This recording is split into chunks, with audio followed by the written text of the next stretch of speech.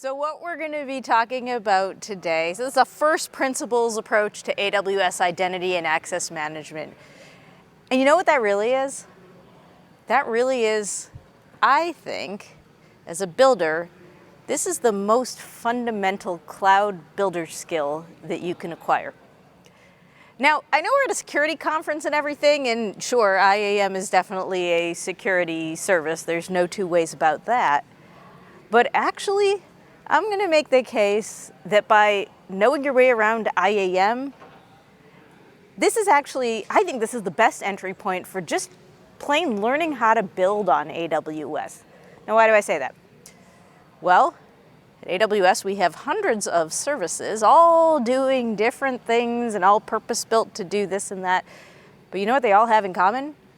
They all use IAM for authentication and authorization. And by understanding how IAM fits into this service, it's actually kind of a learning how to learn sort of thing. So when people ask me, how do I start learning the cloud? I actually tell them one of the great places to start is actually get good at IAM.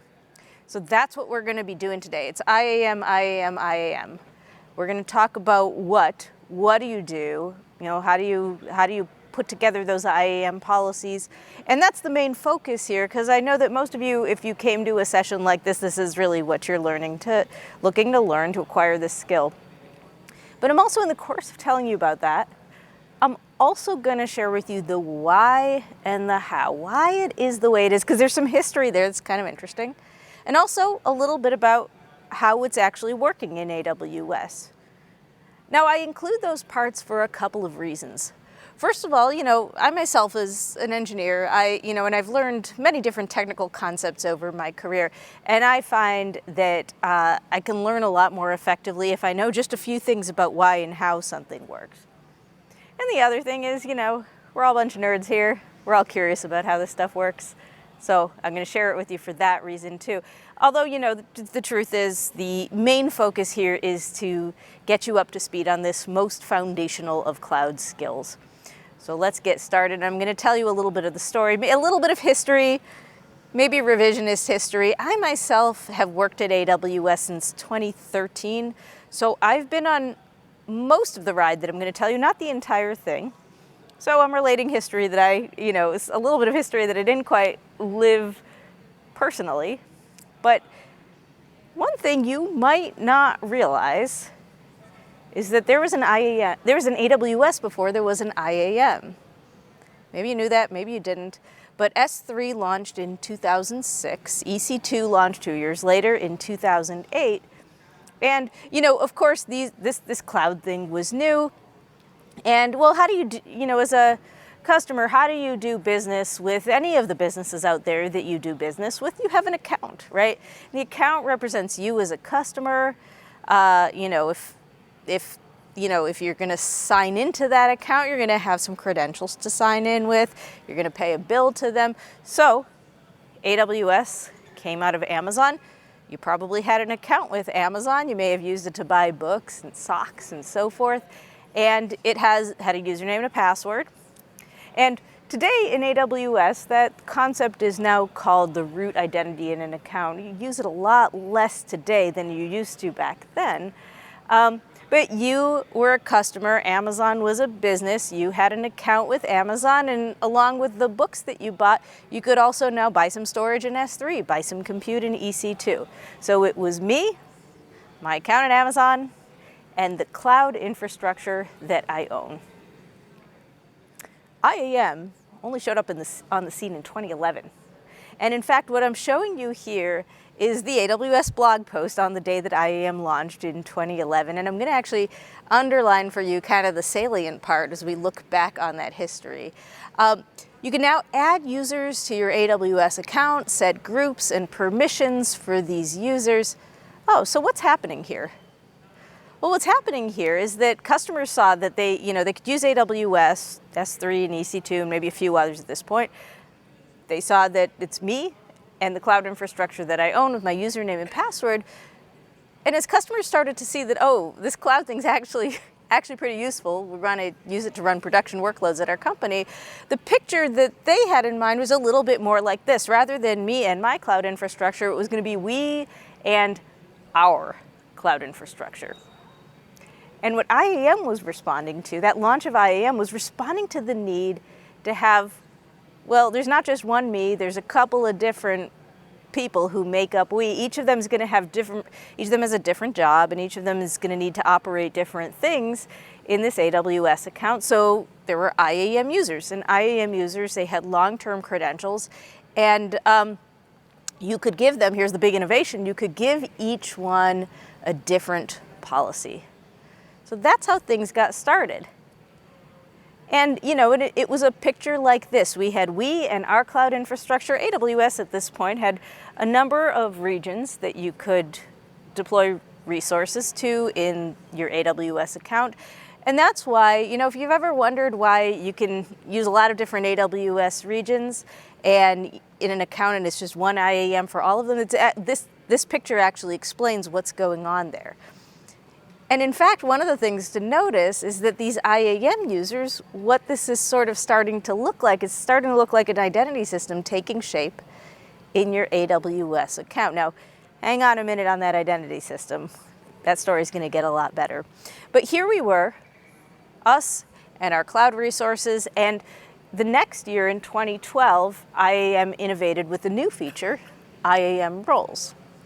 Now, this was a new kind of identity in IAM that rather than the long-term credentials that these users had, this role had short-term credentials, and it was suitable. One of its earliest integrations was EC2 instances. If I launch an EC2 instance, rather than have in it, let's say the EC2 instance needs to read and write data from an S3 bucket, because that's really common. So rather than having to create a user to represent that EC2 instance and somehow doing credential management to make sure that these long-term credentials were deployed securely onto that EC2 instance, well, I could create an IAM role, tell EC2 that I want its credentials delivered to that EC2 instance, and I no longer need to manage these long-term credentials. EC2 manages it, and the instances just get delivered up-to-date credentials for this IAM role. Other nice thing about this IAM role is no long-term credentials for me, as an administrator of this account to manage and track and take care of and secure. So this was the early IAM, and we've already encountered our first IAM concept here, and that is the IAM principle. An IAM principle is an identity in the IAM system. For nearly all use cases today, you're going to be using IAM roles. And an IAM role is an identity that authenticates using short-term credentials. There's a whole bunch of places that IAM roles come into play. We're going to talk about them shortly. And then there's also IAM users. You'll notice that I kind of grayed them out, and I did that on purpose. That's because those IAM users with the long-term credentials, like the initial launch of 2011, actually, there's fewer and fewer use cases today where that's your best option, but they are still there. So IAM roles, we're almost exclusively going to talk about those for the rest of this session. The other thing is, I've got a promise to make to you. There's an English word principle, and there's an English word principle, and they're two different words, and they're spelled differently. And I'm going to spell them right 100% of the time in this talk. So principle, A-L, that is, in our context, that word means a lot of things in English, but in our context here is going to be an identity in IAM. And principle, L-E, is kind of a tenet, a rule, how things work. We're going to talk about both, and in that vein, we're going to talk about some principles of principles. Okay, I just said that these IAM roles have short-term credentials. You might be wondering, well, how does anybody get these credentials? So here we have an IAM role credentials. They're temporary. They expire at a certain point. So who gave us these credentials? Well, there's a service in AWS. It's closely linked with IAM. It's called the AWS Security Token Service, or STS. This is a service that runs in every AWS region, and its entire job is to produce the short-term credentials for use by an IAM role. Now, the next question you might be wondering is, well, if it's just producing the credentials for this role, gotta know who it's producing them for, right? Like the roles credentials should be given to some entities and not others. Well, there's a number of different entities that it knows how to recognize. Here's a few examples. One is an AWS service. There's a lot of examples you'll find when you're working in AWS of an AWS service that, that you've given permission to operate in your account, and you do that by creating an IAM role that AWS service can get into and take actions on your behalf. You can also go with the right permissions in place, go from one IAM principal to another IAM role. And then finally, the other thing that STS will deliver credentials to, as long as all the permissions are in place, are user identities. And user identities are expressed with SAML assertions or OIDC tokens, from an identity provider. So that's how you prove an identity from one of those systems. And security token service verifies that and then will give credentials if appropriate. So all of these different forms of original identity go to STS. They go with an API method called assume role, the result of which are some credentials. And you'll notice that the credentials for a role, if you ever look at an assume role call of 3 components, we'll see those 3 components later: access key ID, not a secret; secret access key, that is a secret; and a session token. We'll see all of those come into play later, and they expire at a certain time. So that's what's happening. And if you're wondering where that name assume role comes from, what does that mean? Well, to assume the role, if it's handing back credentials to whoever's asking, it means that whoever's asking is about to assume that identity, become that identity until the credentials expire, and use those to authenticate to AWS. Okay, but how did I tell STS that it's okay to let, whichever one of these original identities assume my role? Well, if you go to the AWS console to create an IAM role, now bracket, with your production workloads, usually you're going to be creating your IAM roles through some sort of automation, like CloudFormation, some other kind of infrastructure as code. You're going to be doing this with automation, not by clicking through the console, but as you're getting started and learning, you almost certainly will be doing something like this as you're kind of getting started and seeing what's going on. And when you ask the IAM console for an IAM role, this is the first thing you get shown. Who can assume this role? That's what it means by trusted entity type. The first option here is AWS service, so maybe let's go with that. And then below that are, some of the most common use cases, starting with EC2, then Lambda, then a whole other list that's below where I cut off this screenshot. So let's say we've decided to create a role because you're going to run a Lambda function and you want your Lambda function code to have access to some credentials to let it act as an IAM role in your account. You want to give the Lambda function permission to read whatever it needs out of S3. So what you just asked for is you just asked for Lambda to deliver some credentials to your Lambda function. And the way that works is by telling IAM that you want Lambda to be able to assume the role. So here we're going to look at our first IAM policy. You don't need to worry about what exactly is going on here yet. By the end of this talk, you'll understand every part of this. But I'll just show you what the IAM policy that gets created because of that screen. And, if you just look at this, you can probably reason out what's going on here. We're saying that the AWS service, Lambda, is able to assume this role, is able to get delivered these credentials from STS behind the scenes and deliver them to your Lambda function. So that's what's going to happen, and this policy says so. Like I said, roles are not just for delivering credentials to compute environments in AWS. They also work for compute environments outside AWS. About a year or two ago, we launched IAM Roles Anywhere, and to my great disappointment, it did not mean that AWS had opened a bakery. Rather, IAM Roles Anywhere means you can get your roles anywhere, including on-premises environments that are outside AWS. What this service does is something like this. It distributes those credentials to workloads that you might have running outside of AWS. And then finally, IAM roles are also appropriate when you're configuring access for your users into AWS. So let's go back to this picture where we had, we morphed from me and my cloud to we and our cloud, but we're still using one account, which was, more common than not back in 2011. And, if you operate at AWS at a company of any size, your environment might look more like this. We in our cloud infrastructure, our cloud infrastructure probably isn't one AWS account anymore. It's probably multiple of those. And I have 3 accounts up here on the screen, but it might be 3,000. It's just hard to draw that in PowerPoint.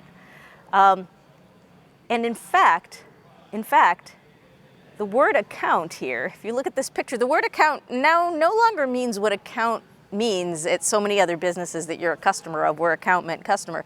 Account doesn't really seem to mean customer anymore.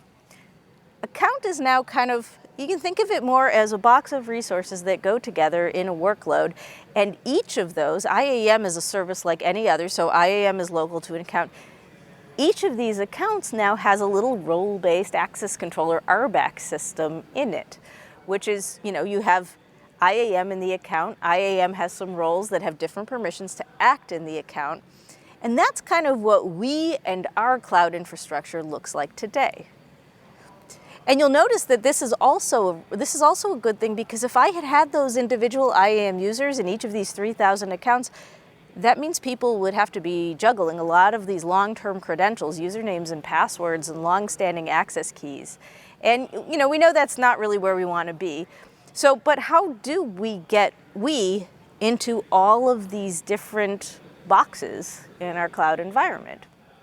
Well, let's talk about who we is today. We often is a corporate identity provider, a directory. Now, most of you will have one of these. There's a few providers out there with identity providers. And, and for I'll get to that in a minute. But we have corporate identity providers, and what you're looking to accomplish here is that often these people are in different groups as defined by the directory. Different people should be able to get into roles in these different boxes accounts in your AWS environment. So it's completely possible to set one of these up yourself. Everything here is done with public APIs that you can build on, and many of our customers have. But for most of our customers, the best way to do that mapping is an AWS service called IAM Identity Center. So IAM Identity Center connects up to your corporate identity provider. It supports a synchronization of the identities from your identity provider into Identity Center using a protocol, using a well-known protocol called SCIM. So if you have a source of truth over here and can synchronize the identities into Identity Center, that's going to work. If you don't have a corporate identity provider that you can do that to, or one that you don't have access to be able to hook that up, Identity Center also supports a built-in identity pool, so you can directly create users and groups directly in Identity Center. But the nice thing here, either way you go, any individual user is going to have one set of credentials to keep track of, either whatever their credentials were from your directory or from the built-in pool. And in Identity Center, you're going to be able to map different users and groups to these different roles so that they can do their jobs. IAM Identity Center is closely linked to another concept in AWS that's actually, as you get good at IAM, is a really important concept to get good at: AWS organizations. AWS organizations kind of defines, that sort of defines you as a customer. It defines all of the AWS accounts that you use, and it's in a one-to-one relationship with IAM Identity Center. We don't have enough time in this session to really go through all the things you can do with AWS organizations, but I'm just going to point out here that this is a really important concept to get good at if you're in charge of IAM at your organization. One thing to know about Identity Center, sort of as a more advanced feature, it can even do attribute-based access control, or ABAC. Specifically, what that means is it's able to take attributes from your directory, attributes and group memberships, and when these users assume these roles in these accounts, it's actually able to add tags so that those attributes carry over into their use of AWS. So let's talk about how you set that up in IAM Identity Center. Let's say in my directory, I have a group, and this group is called network admins. And the reason they're called network admins is because these are the people whose job it is to configure the networks in all of these AWS accounts. So what I'm looking for is a picture kind of like this. I want an IAM role in each of these accounts that has whatever the permissions that are needed to do network stuff. And then this group of people, when they sign into AWS, I want them to be able to assume this role in any of the accounts in which they need to operate and do their job. The word for this in IAM Identity Center to look for is called permission sets.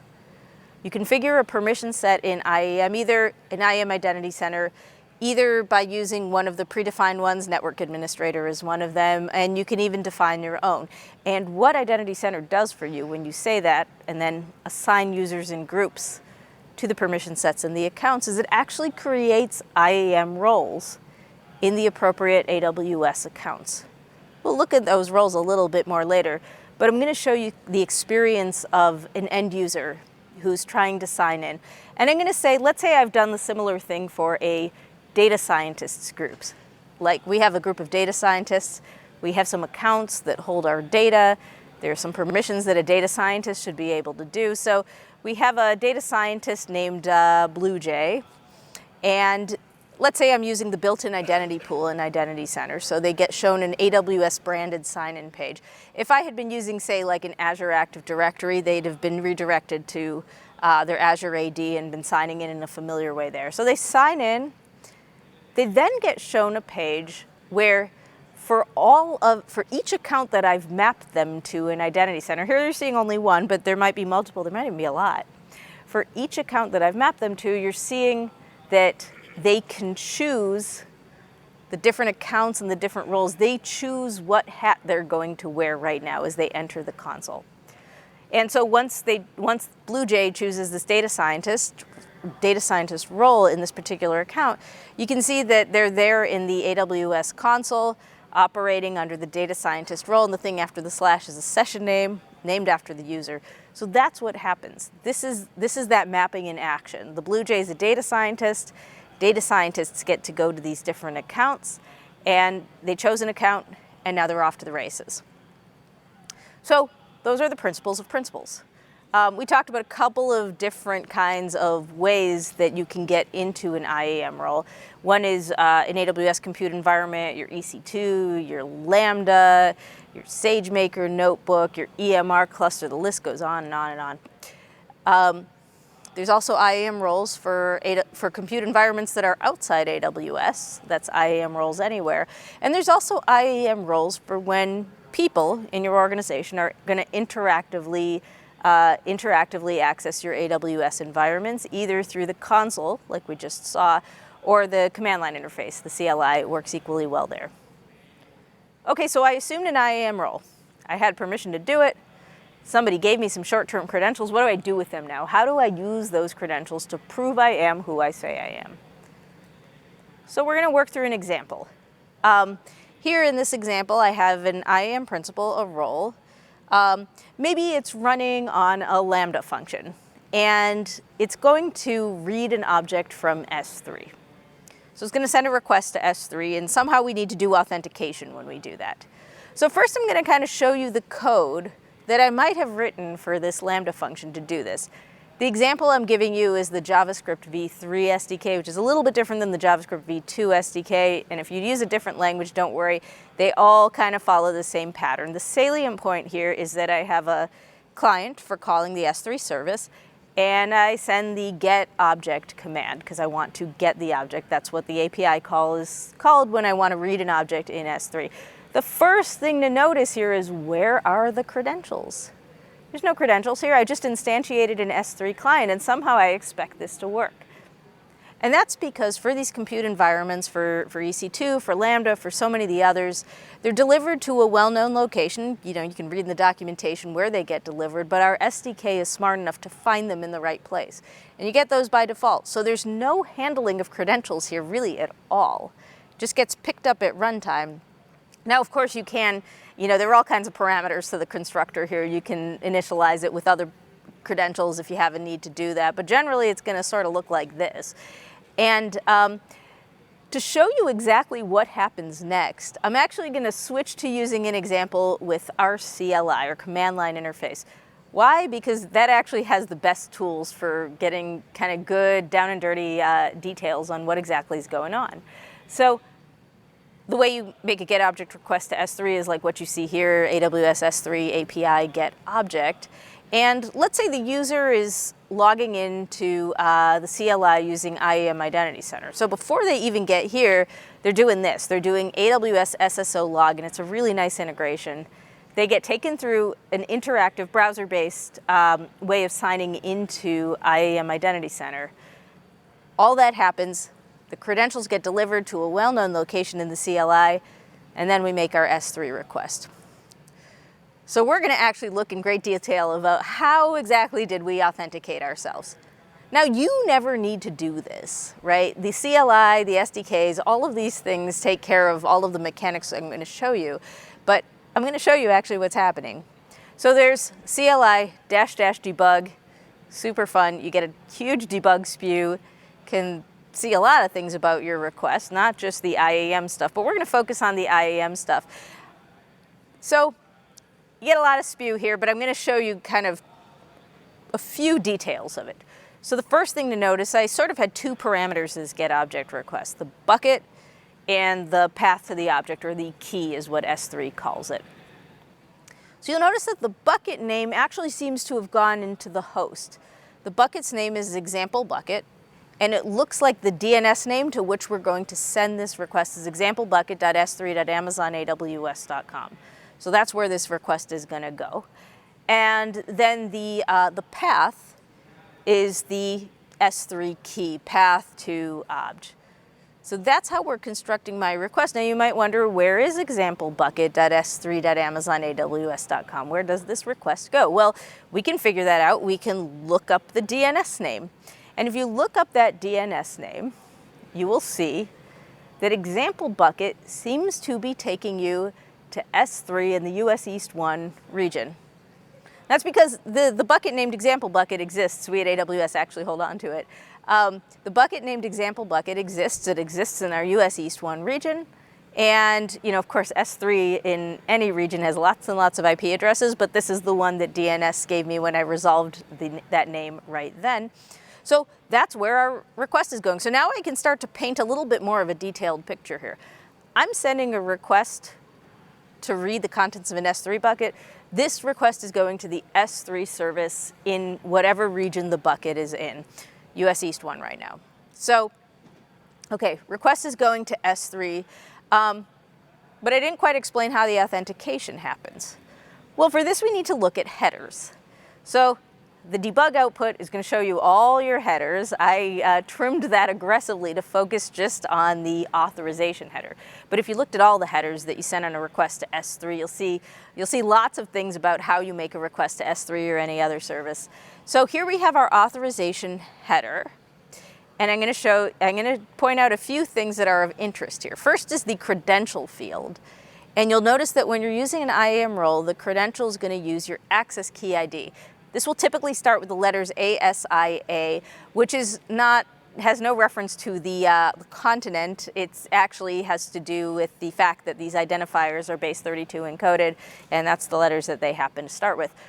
So that's our access key ID. Notice that that is not secret, so it's going right there in the header. That's okay, because this has no security value. Second field to notice is the signature. Now the signature was produced client-side by the SDK, by the CLI, by the console if you're using it. The signature is produced client-side with the secret access key that it has. Now the secret access key is secret, so we're not sending it across here. We're sending a signature of the request that's going to be verified over at the other side. So we're sending a signature here. And then the third part is the security token. That's the session token. This is going to be a base 64 encoded value. If you try to decode it, you'll be disappointed because it's encrypted. But what it contains is a bunch of additional information about your IAM session. Any tags that it had, any additional policies that it had. There's a lot of things that go into one of these sessions, the name that it had. A lot of things that go into these sessions that get carried along. So this token's often fairly large. So this is what goes into your authorization header. This is the authentication. And like I said, we have documentation on how to produce one of these signatures, but you're probably never going to do that. Okay, so we've sent a request. We've signed the request. The request is going to S3. What happens next? Well, S3 needs to figure out if this request is validly signed, if the person making the request is actually who they said they are, and that's done by checking the signature. Now, it's not S3 itself checking the signature, but rather it's the IAM data plane in that same region as S3. And you might be wondering, what is this IAM data plane? Nobody ever showed me an IAM data plane, and that's because the IAM data plane exists. It exists in each of our regions, but you don't use it. All of our services use it to authenticate your SIG v4 signed requests. You use an IAM service, that's called our IAM control plane service. You use this IAM service, you call create role, you call put role policy. It's how you set up all of your IAM stuff. That's not what we're looking at here. What we're looking at here is a regionalized data plane service, the one that's, the one that's handling a very, very, very high request rate in each of our regions, whose job is to figure out the signature, figure out if this is a valid request, figure out who it is. And once it figures out who this is, it goes and tells S3, okay, this is who it is. In fact, it tells S3 a lot more things than that. It tells S3 a lot of properties that it knows, because it's part of IAM, about this caller. Not just what IAM principal it is, but what account they're in, what organization they're in, what organizational unit they're in. Are there any tags? Is it an AWS service? Lots and lots of properties that define this IAM principle and might have a bearing on how we do authorization, things that you might have been mentioning in your IAM policies. The IAM data plane in the region also gives us some other information about this principle, like what permissions policies did it have, which can be one or more policy documents. These are documents containing those IAM policies that you've definitely seen. So the result of a successful authentication is a bunch of stuff about the principles, properties, its policies, and by the way, you can see we've sort of already started to take the first step towards authorization, but hang on a second, we're going to get there. So when we authenticate, when we make a request, over on the client side, it gets signed the way you just saw. The request goes to the service. The service then goes to the IAM data plane under the hood in the same region. IAM comes back to the service and says, okay, here's your principal, here's some policies. And now we are ready to begin authorizing this request. And by we, I mean S3. The service is going to start doing the authorization. Now, if you've ever looked at an IAM policy without really knowing what you're looking at, you're like, okay, we've got a bunch of JSON blobs here, and it might seem kind of inscrutable. But the little secret here is actually this is not rocket science at all. This is string matching, and I'm going to walk you through exactly how this happens, because once you see the pattern, all of IAM authorization is just a rinse and repeat of this same pattern. Once you understand the pattern, you're actually going to be able to make your way through, in fact, very complicated IAM policies, because there's just one concept here. So what goes on is S3 or whatever service you sent a request to builds a giant property bag. Properties of the principal, which IAM helped with, and then a bunch of other properties of the resource, the action, what they're about to do, the situation. Service helps fill up a property bag like that. Over on the right-hand side, there's a policy document. The policy document's full of a bunch of these policy statements, and it's matching them. It's seeing what statements match and then what should we do with it. So when we're writing IAM permissions, there's no sort of formal taxonomy here, but I've observed that these tend to fall into two general categories. The first category is policies that we write for workloads, for non-human things, for systems, for applications. Like the one you're looking at here, I'm running some software on EC2 that's clearly going to read some objects in S3, maybe write some items to a DynamoDB table. So with these, I can write very precise policy statements because I know exactly what this EC2 instance is expected to do, so I should give it permissions to do exactly that. A very nice, clean world here. I'm going to guess that 100% of us in this room got into working with computers because they do exactly what we tell them to do, and they don't do anything else. So it's not like people. So the EC2 instance, it's going to write to DynamoDB. So what do we say about that? Well, you can sort of, we'll go into detail about how exactly I constructed this policy, but you can sort of see what's happening here, right? I've said put item is the action, the table, what you're looking at there, the thing with all the colons, that's an ARN, Amazon resource name. We'll talk about exactly how you figure out how to do that. And for reading the objects in S3, we'll have another statement that talks about that. S3 get object. You'll notice the ARN looks a little bit different for historical reasons. And you'll notice that this one's wildcarded because maybe I'm trying to read everything under the example bucket. Now, when you're writing policies, when you're writing policies for real, for production workloads, you're going to be doing this with infrastructure as code and automation because that's repeatable, it's auditable, it's got all that kind of good stuff. But when you're getting started, you're probably going to use our IAM console. There's a really useful thing at the bottom bar here that gives you feedback on your policies, tells you when IAM thinks you might be making a mistake. And so it's worth looking for those. You can see that I've written a perfect policy here, so I've got, it's not telling me anything. But it's a very useful place to get started. And then there's the other category of policies, permissions for people. Well, people, our worlds are a little bit messier. These network admins, like to administer a network actually requires a lot of things to happen. And IAM Identity Center went around and dutifully put all of these IAM roles in all of my accounts. And you can actually look at the IAM role that it planted there. There's no magic. It gives it a name like AWS Reserved SSO Network Administrators. And you can go look at its policy, and you'll see it's quite a bit longer than the one that I wrote for that application. Lots of stuff here, all the stuff that it takes to administer a network. So that's what's going on here. Roughly, there's no formal distinction, but roughly 2 ways to write a policy. One kind of a general policy for a person with a job. The other very specific policies for a system that you know exactly what it's going to do. So let's go back to this string matching. If you understand this, you understand everything. So we get a property bag of requests. We get a bunch of policy documents, and each of those policy documents has one or more statements. Sometimes they have a lot of statements.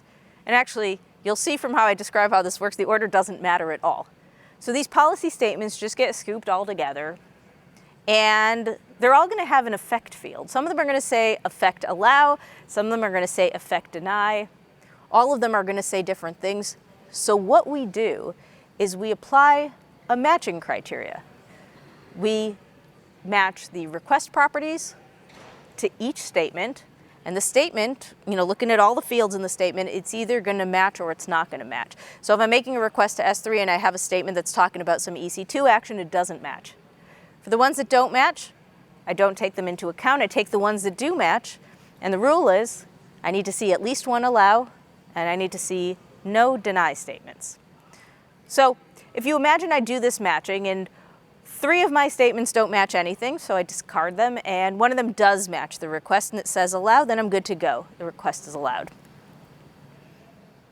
If instead I match these 2 statements, one says allow, one says deny, you know what happens. Gets denied. And then finally, if nothing matches at all, as you might imagine, the request gets denied. And by the way, as you're getting started writing IAM and trying to figure out how to make your statements match the request, you're going to get into this situation quite a bit. And so when nothing matches, it's a deny. So back to building this property bag. We said that the IAM data plane in the region started to build up what we call a principled context, a bunch of properties about the principle that's going to get matched against these statements. But S3 is going to put a bunch of things in the bag as well. S3 sees that the action you're taking is get object. S3 also sees what object you're trying to access, and it knows a whole lot of stuff about that object, because S3 is storing the metadata for the object you're trying to access. So it knows things about, are there tags on this object? Was it encrypted, and how? What organization does this does this object and bucket belong to? And many, many other aspects of this resource that you might have referred to in your policy. So S3 starts collecting up all of that. And then finally, one more thing that S3 knows is it also knows what path did this request take to get to me.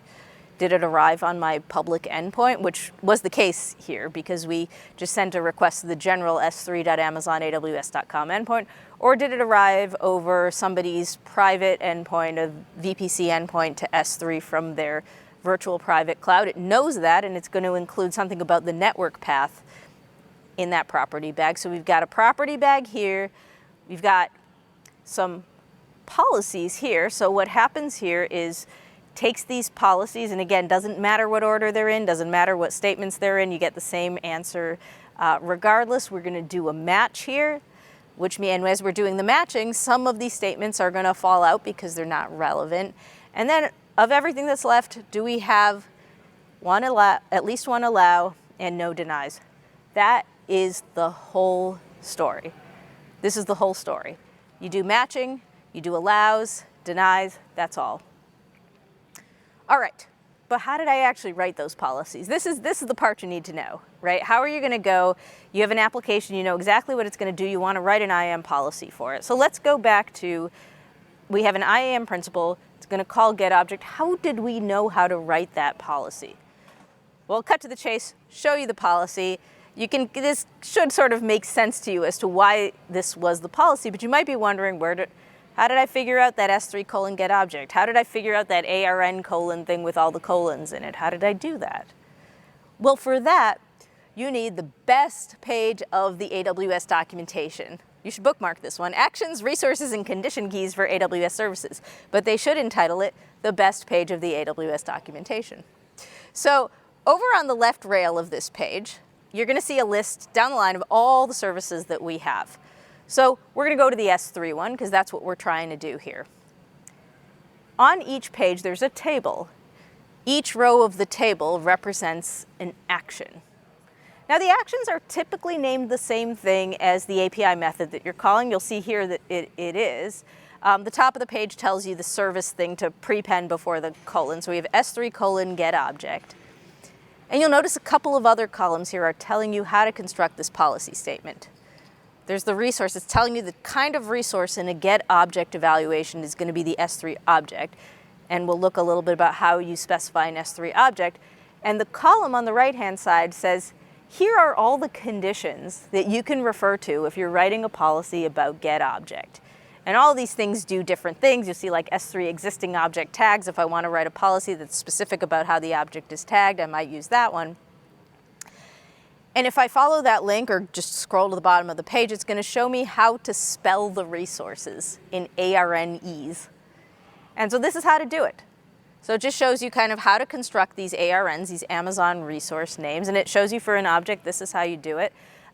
You'll notice S3, for historical reasons, doesn't have the account number and region in the ARN like many other services do, which is why you see the triple colon here.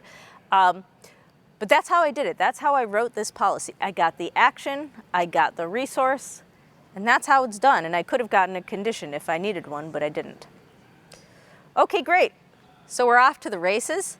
But you know what? My application not just needs to read objects, but it needs to list the contents of a bucket as well, get all the names of the objects under it. Well, why might it want to do this? Maybe it's a compute environment that's running some kind of a query that needs to list out the objects before it goes and reads them one by one. That would be a reasonable thing to do. So the API to call this is list objects v2. Well, there's also a list objects. Why do I say list objects v2? Just as an aside, in S3 that gets you better performance. But they do the same thing. They're controlled by the same permission, obviously. So list the objects in the bucket. So if that's successful, it's going to give me a list of all the objects in the bucket. Well, I know how to do this. Now I'm going back to that page. I'm going to go find the row for the action I want to take. And I actually chose this example deliberately because this is one of the rare cases in AWS where the name of the IAM permission is a little bit different than the API method. The action in IAM is S3 colon list bucket. The API name was called list objects v2. That's okay. List bucket, and you'll notice that the resource is actually telling me something different. It's not an object anymore, it's a bucket. Well, that kind of makes sense, right? Because the parameter to list objects is a bucket, right? Not an individual object. So I can do that, right? Follow the cookbook, write that second policy statement. We have list bucket to an S3 bucket. And so now we're ready to make a list objects v2 call. And you'll notice here that this query and output thing has nothing to do with IAM. Useful tool if you use the CLI a lot. It helps you format your output, kind of limit the output to the fields that you're interested in. Here I'm only interested in the key names just for brevity, so I have that filter here, but it's not really germane to IAM. So what happens here? Give that a think for a second. Well, what happens here is it's successful, and I get a list of, well, all of the objects in this S3 bucket. Now you might be wondering, is that actually what she intended to have happen here? Well, maybe yes, maybe no, right?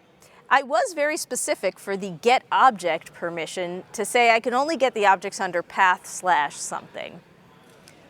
But here the list bucket's giving me lots of other things. Now maybe I'm okay with that, but maybe my intention was, hey, we're only really supposed to be operating under path/something, and yet they're telling me metadata. I don't have the permission to read the contents of yet another path/mydata.csv, but maybe I didn't even want to see their metadata. So if I needed to do that, well, I can go back to my IAM documentation. I can see, oh, there's a prefix condition there. So I'm going to use the string-like operator prefix path/star.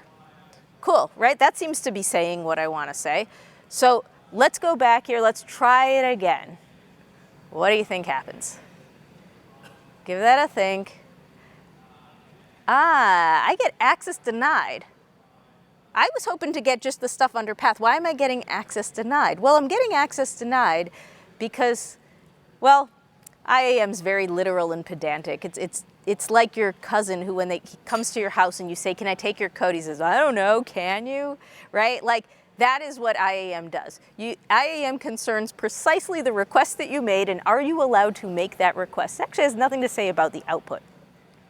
So what happens here is your IAM statement said you had to say something about a prefix and it had to match path/star.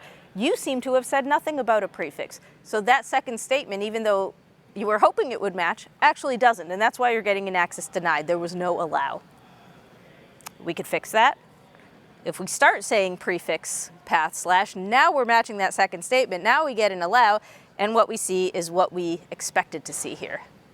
So it's a good sort of illustration of kind of this sort of very literal and pedantic string matching that IAM does against your request. So that, and that pattern repeats everywhere.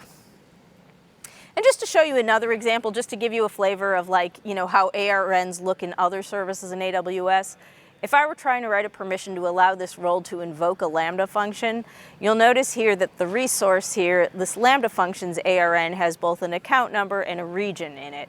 And so it looks kind of like that. And other services, their ARNs tend to resemble that. All of these services will tell you how to construct their ARNs on the IAM page. All right, so far we've been talking about how to write policies for when you have a principal in one account accessing a resource in that same account. But back to this picture of we and our cloud environment, and I'm going to guess that if you have a cloud environment with more than one AWS account, it is not too long until you get into a situation where you need to do this, right? Why is that? Because, say that S3 bucket that I'm pointing to has some shared configuration data that the workloads in all of the accounts need to access, and I should be able to set this up. So let's talk about how to set that up. We'll go back to our picture of an IAM principal calling get object on an S3 bucket. We'll change the picture a little bit to put each of them in their own account boxes. Principals in account 1, resources in account 2. Well, okay, we're pros at this right now. So let's write this policy, get object. We wrote this policy right. We're all good. Should this succeed? No, this doesn't succeed. Well, why doesn't this succeed? Well, just sort of thinking about how things should be in the world. You had account 2 owns the resource, but said nothing about whether this outside access should be allowed. And S3 buckets and all the other resources are secure by default. So account 2 never said anything about letting account 1 to their bucket. So account 1 can say all day long that it's allowed to get into account 2, but it shouldn't actually be able to. And to throw a little bit of jargon into the mix, because jargon helps explain everything, you have 2 different authorities issuing policies over the resources they control. You have the authority in account 1 issuing a policy to the principal in account 1, but you also have this authority in account 2 that hasn't said anything yet. So how do we let the authority in account 2 issue a policy? Well, we give them a policy to issue. And that in IAM is called a resource-based policy. Now, our different services often have service-specific names for what they call the resource-based policy, but that's a general term that applies to any AWS service that lets you put a policy on the resource. In S3, you'll see these called bucket policies. It's a resource-based policy that you configure on an S3 bucket. And now account 2 has issued a policy that can say, all right, we're going to allow account 1 to access this object. So you'll notice that there's a new thing in this resource-based policy. There's this principal element. It has to say who. When you have an IAM policy that's attached to a principal, you don't have to say who because it's obvious who. But when you attach it to the resource, you have to say who. So that's what goes on here. So now we're going to go back to our picture. We're going to put a resource-based policy in the mix, and let's see how our string matching exercise changes. So 2 authorities have each issued policies, and we're going to say that both of them have to be explicitly allowing this. At least one allow, no denies. So we do 2 separate authorizations, and unless both of them affirmatively pass, we say no. And that sort of makes sense if you think about it from first principles. So these 2 policies, they're going to look like this. You notice that they're kind of saying the same thing, except the one on the left, necessary but not sufficient, issued by the principal account. The one on the right, also necessary but not sufficient, issued by the resource owner account. That's how this works. And just for completeness, resource-based policies are there, and so they get included in same account authorizations as well when the principal and the resource are in the same account. That looks a little bit more like this. They get evaluated together all in one go. We scoop up all the statements, do the string matching in one go. That's why you'll notice that if you write an S3 bucket policy that kind of assigns permission directly to an IAM role in the same account, you don't need an allow statement from that role in order to work because you just did this one authorization pass and you saw the allow. Of course, if they have a deny, then there's going to be a deny statement in that mix too, and it's going to fail. So back to that policy that I showed you at the beginning on the IAM role that Lambda was going to assume, and I said, don't worry about what this does. Now's the time to worry about what this does, because now you're going to be able to understand this policy. So this policy, it's a resource-based policy on an IAM role. So it's not the permissions of the IAM role, that's something else. This is the resource-based policy on the IAM role. IAM has an IAM-specific name for it. You'll either see it called a role trust policy or an assume role policy document. They all mean the same thing. They all mean resource-based policy.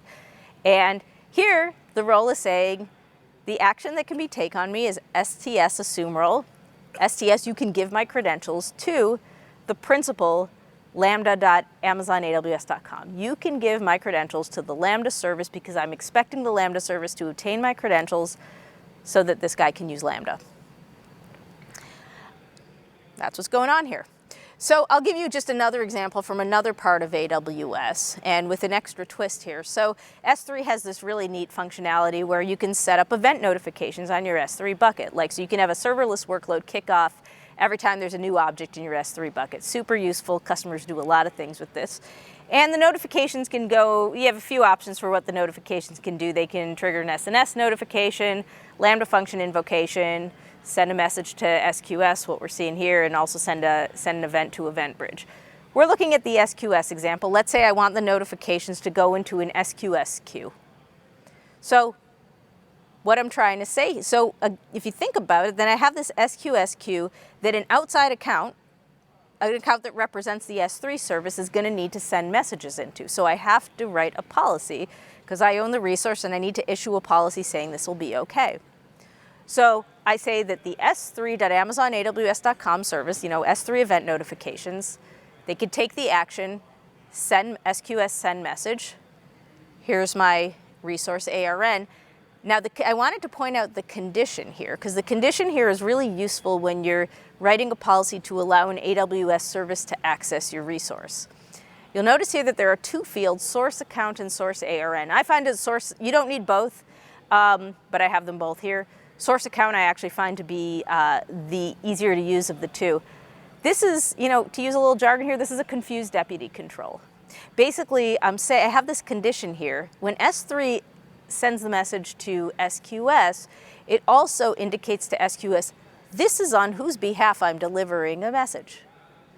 I'm delivering a message on behalf of account 1111 because there's an event on behalf of example bucket. So each of these is in the conditions, and I can write a specific policy that says S3 can send messages to this queue, but only if they're doing so on behalf of this specific bucket or this specific account. Like I said, I prefer to use the account for this.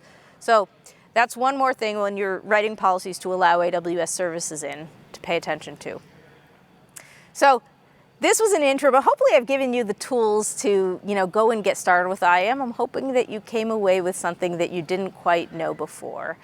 And, there's a bunch of concepts to learn about next. I would definitely go and learn about the AWS organization, because once you're comfortable with IAM, this is how you scale IAM. It's a feature called service control policies. So you'll want to learn about that. You'll also want to learn if a lot of your workloads are network-based, like on EC2, you'll want to learn about VPC endpoints, VPC endpoint policies. You can also put IAM policies on your network that kind of put an outer bound on all of the activity to AWS from your network. So that's really useful too.